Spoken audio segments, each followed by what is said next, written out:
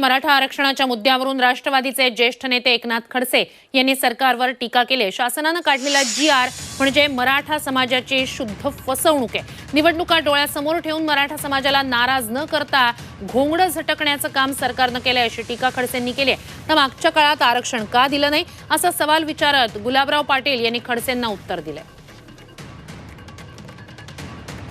शासनाने जो जी.आर. काढला हा जी.आर. म्हणजे मराठा समाजाची शुद्ध फसवणूक आहे असं वाटतं। कारण कोणत्याही स्थितीमध्ये ब्लड रिलेशन असल्याशिवाय म्हणजे रक्ताच्या नातेसंबंधामध्ये असल्याशिवाय त्याला दाखला देता येणार नाही अशा मागासवर्गीय आयोगाच्या सूचना नाही तर त्यांनी स्पष्टपणे कायद्यात तरतूद करून ठेवलेली आहे। 56 मोर्चे मराठा समाजाने काढले, त्याच्यानंतर आरक्षण दिलं गेलं, ते आरक्षण टिकलं नाही।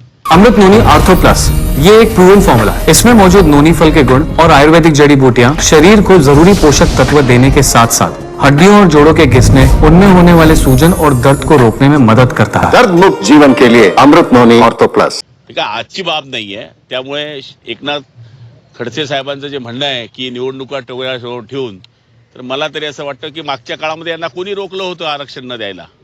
मागच्या काळामध्ये आदरणीय मागची जी सरकार आहेत स्वातंत्र्यानंतरची, त्यांनी कधी हा विचार केला नाही। तो एक सर्वसाधारण कुटुंबाच्या माणसानं, शेतकऱ्याच्या पोरानं केला आणि मराठा समाजाला या ठिकाणी रिझर्वेशन दिलं।